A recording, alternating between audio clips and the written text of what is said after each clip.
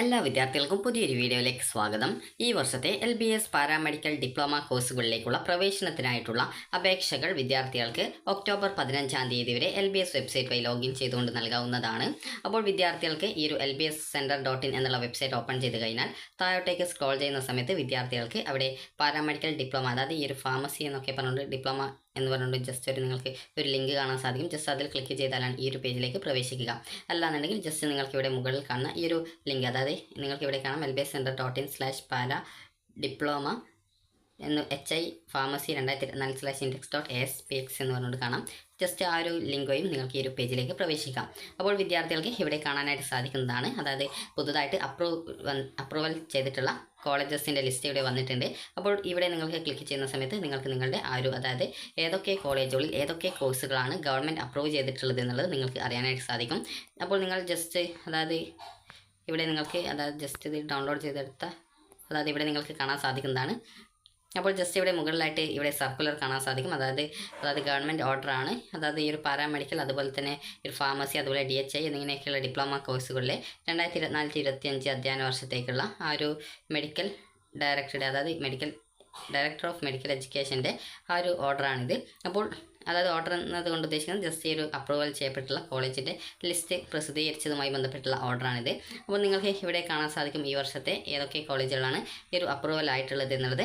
അപ്പോൾ ഇവിടെ നിങ്ങൾക്ക് ഓരോ കോളേജസ് കാണാം, അതുപോലെ തന്നെ ആ ഒരു കോളേജസിൽ ഏതൊക്കെ കോഴ്സുകളാണുള്ളത്, അതുപോലെ തന്നെ ആ ഒരു കോഴ്സിന് എത്ര വാർഷിക ഫീസ്, അതായത് ടോട്ടൽ ഫീസ് ഒരു വർഷം എത്രയാണ് വരുന്നത് എന്നുള്ളതൊക്കെയാണ് നൽകിയിട്ടുള്ളത്. നിങ്ങൾക്ക് ഇവിടെ കാണാൻ സാധിക്കുന്നതാണ് ML എന്ന് പറഞ്ഞുകൊണ്ട് കാണാം, അതായത് ഡിപ്ലോമ ഇൻ മെഡിക്കൽ ലബോറട്ടറി ടെക്നോളജിയാണ്, അതായത് MLT കോഴ്സാണ്.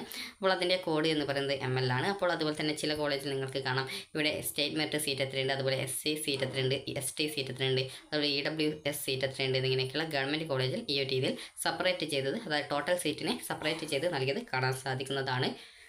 അതുപോലെ തന്നെ നിങ്ങൾക്ക് ഇവിടെ ഓരോ കോഴ്സുകളും, അതുപോലെ തന്നെ അതിൻ്റെ ഫീസ്, അതുപോലെ മാനേജ്മെൻറ്റ് സീറ്റ് എത്രയുണ്ട്, ഗവൺമെൻറ് സീറ്റ് എത്രയുണ്ട്, സെൽഫ് ഫിനാൻസ് കോളേജിൽ എത്രയുണ്ട് എന്നുള്ളത് നിങ്ങൾക്കിവിടെ കാണാനായിട്ട് സാധിക്കുന്നതാണ്. അപ്പോൾ ഗവൺമെൻറ് കോളേജിൽ നിങ്ങൾക്ക് ഫീസ് വരുന്നത്, ആകെ ഫീസ് എന്ന് പറയുന്നത് ഏകദേശം 7240 രൂപ മാത്രമാണ്. ഏതൊരു കോഴ്സുകൾക്ക് നോക്കുന്ന സമയത്തും നിങ്ങൾക്ക് ഫീസ് ഇനത്തിൽ കാണാനായിട്ട് സാധിക്കാം. അപ്പോൾ നമുക്ക് ആദ്യം MLT കോഴ്സ് നോക്കിയിട്ടുണ്ട്.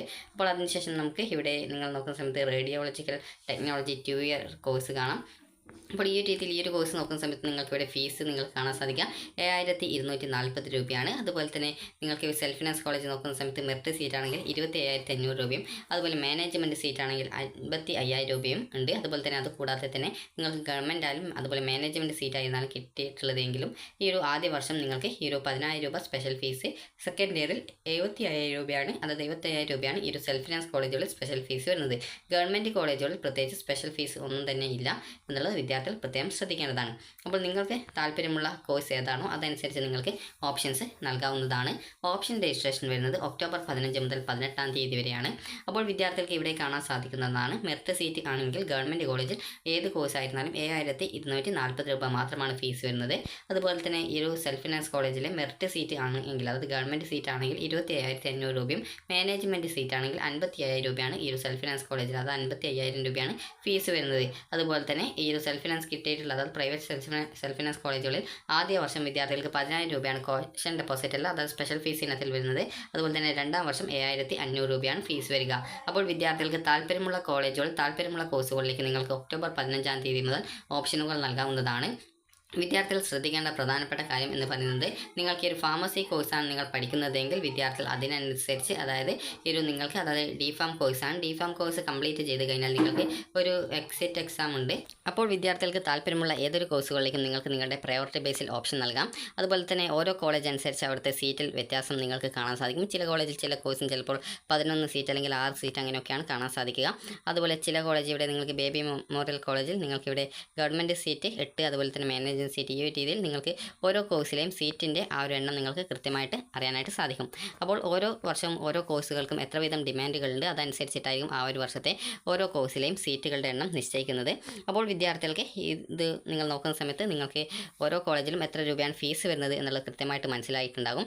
ഏതൊരു ഡിപ്ലോമ കോഴ്സ് നിങ്ങൾ ഗവൺമെൻറ് കോളേജിൽ പഠിക്കുകയാണെങ്കിലും 7240 രൂപയാണ് ഫീസ് ഇനത്തിൽ വരുന്നത്. അതേസമയം സെൽഫ് ഫിനാൻസ് കോളേജുകളിലാണ് വിദ്യാർത്ഥികൾക്ക് ഈ ഒരു അലോട്ട്മെൻറ്റ് കിട്ടുന്നതെങ്കിൽ സെൽഫ് ഫിനാൻസ് കോളേജിലെ മെറിറ്റ് സീറ്റ് ആണ് എങ്കിൽ അതായത് 27,500 രൂപയും അതുപോലെ തന്നെ മാനേജ്മെൻറ്റ് സീറ്റ് ആണ് എങ്കിൽ 55,000 രൂപയും അതുപോലെ തന്നെ ആ ഒരു മാനേജ്മെൻ്റ് ആയാലും മെറിറ്റ് സീറ്റ് ആയിരുന്നാലും സ്പെഷ്യൽ ഫീസ് ഇനത്തിൽ നിങ്ങൾക്ക് ഒരു വർഷം 10,000 രൂപ സ്പെഷ്യൽ ഫീസ്, സെക്കൻഡ് ഇയറിൽ 7,500 രൂപയാണ് സ്പെഷ്യൽ ഫീസ് വരുന്നത്.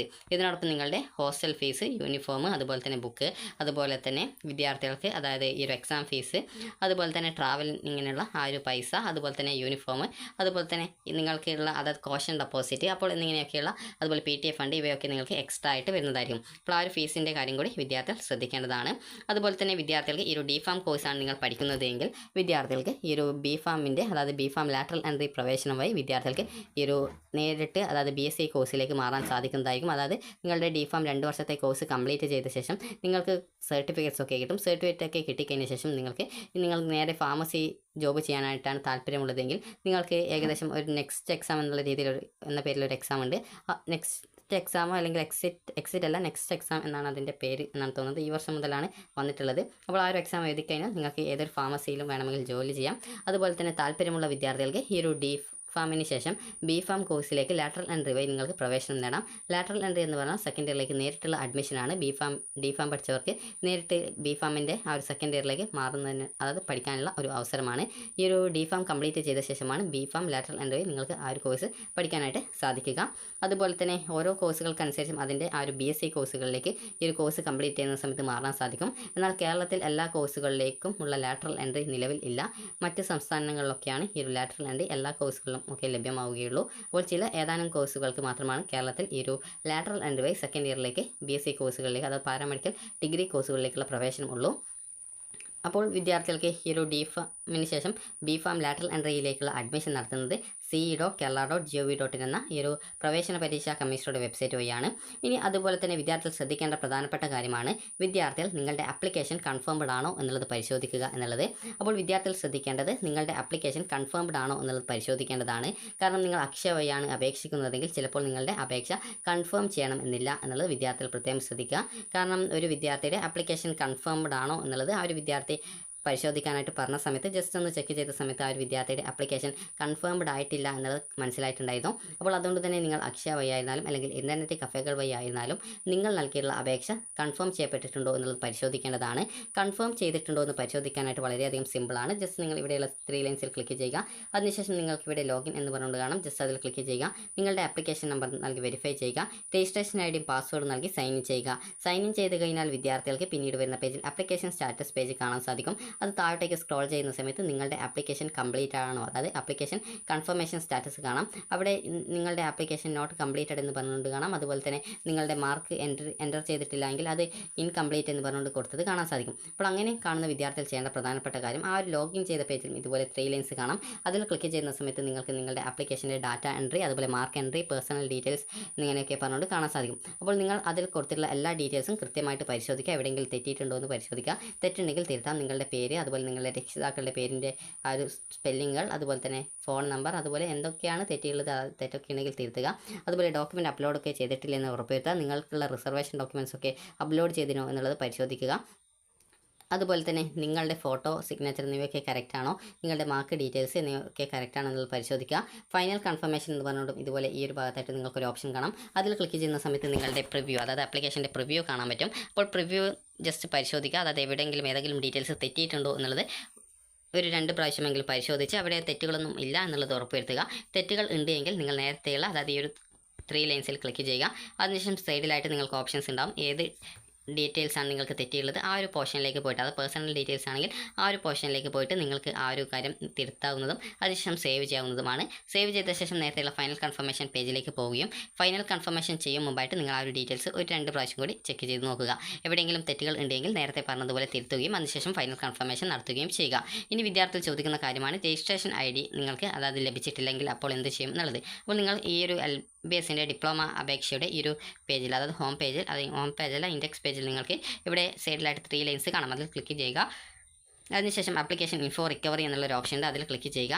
ക്ലിക്ക് ചെയ്യുന്ന സമയത്ത് നിങ്ങൾക്ക് ഇവിടെ ഈ ഒരു ഡീറ്റെയിൽസ് ആണ് കാണാൻ സാധിക്കുക. ഇവിടെ നിങ്ങളുടെ ഡേറ്റ് ഓഫ് ബർത്ത് സെലക്ട് ചെയ്ത് കൊടുക്കുക. അതിനുശേഷം രജിസ്ട്രേഷൻ രജിസ്ട്രേഷൻ ചെയ്യുമ്പോൾ നിങ്ങൾ നൽകിയിട്ടുണ്ടായിരുന്ന നിങ്ങളുടെ മൊബൈൽ നമ്പർ കൊടുക്കുക. അതുപോലെ രജിസ്ട്രേഷൻ ചെയ്യുമ്പോൾ നിങ്ങൾ നൽകിയിട്ടുള്ള ഇമെയിൽ ID കൊടുക്കുക. എത്രയും കൊടുത്ത ശേഷം റിക്കവർ എന്നുള്ള ബട്ടൺ ക്ലിക്ക് ചെയ്യുക. ക്ലിക്ക് ചെയ്യുന്ന സമയത്ത് ഇവിടെ നിങ്ങളുടെ application number, registration ID, challan number എന്നിവ കാണാൻ സാധിക്കും. അപ്പോൾ ഈ ഒരു കാര്യങ്ങൾ നിങ്ങൾ കൃത്യമായിട്ട് ഒരു പേപ്പറിലോ അല്ലെങ്കിൽ സ്ക്രീൻഷോട്ട് എടുത്ത് നോട്ട് ചെയ്ത് വെക്കുക. അപ്പോൾ നിങ്ങൾക്ക് ആ ഒരു രജിസ്ട്രേഷൻ ID വെച്ച് നിങ്ങൾക്ക് ഈ ഒരു ലോഗിൻ ചെയ്യാവുന്നതാണ്. ഇതുവരെ അപേക്ഷിക്കാത്തവർ ന്യൂ രജിസ്ട്രേഷൻ എന്നുള്ള ലിങ്ക് വഴി വിദ്യാർത്ഥികൾക്ക് പുതുതായിട്ട് രജിസ്ട്രേഷൻ ചെയ്യാവുന്നതാണ്. അപ്പോൾ വിദ്യാർത്ഥികൾക്ക് ഈ ഒരു വീഡിയോ ഉപകാരപ്രദമായിട്ടുണ്ടെന്ന് കരുതുന്നു. ഉപകാരപ്രദമായിട്ടുണ്ടെങ്കിൽ ലൈക്ക് ചെയ്യുക, ഷെയർ ചെയ്യുക. Thank you for watching.